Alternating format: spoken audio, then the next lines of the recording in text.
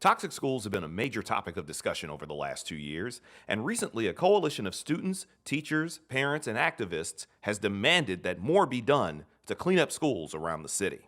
Our children are routinely being exposed to mold, asbestos, and flaking lead paint.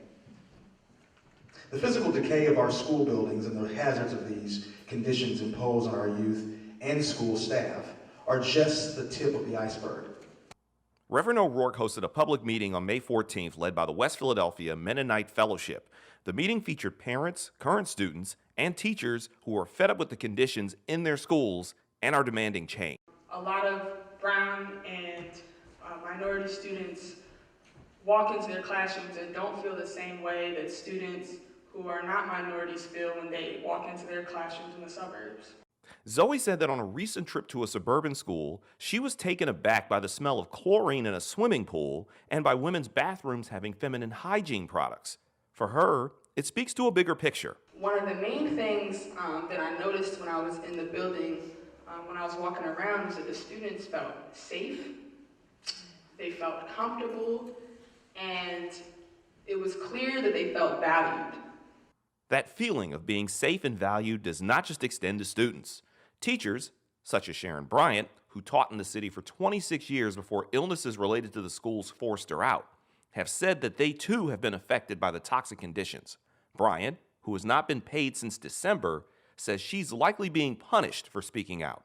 I don't believe after 26 years I should be treated this way. When I went for my deposition, the school district and insurance company lawyer even admitted I should have been getting paid. So I think the reason I'm not getting paid is because I spoke out in the Enquirer with the investigative reports on the toxic schools.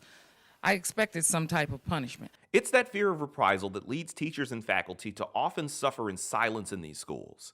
While shooting some footage at one of the schools, we encountered a teacher wearing a surgical mask who was willing to speak about her experiences. We are withholding her identity out of concern for her job. I have worked at this school for the past 4 years.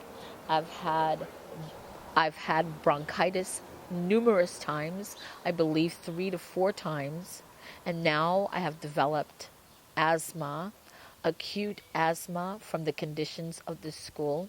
She added that friends and family have told her to leave the school.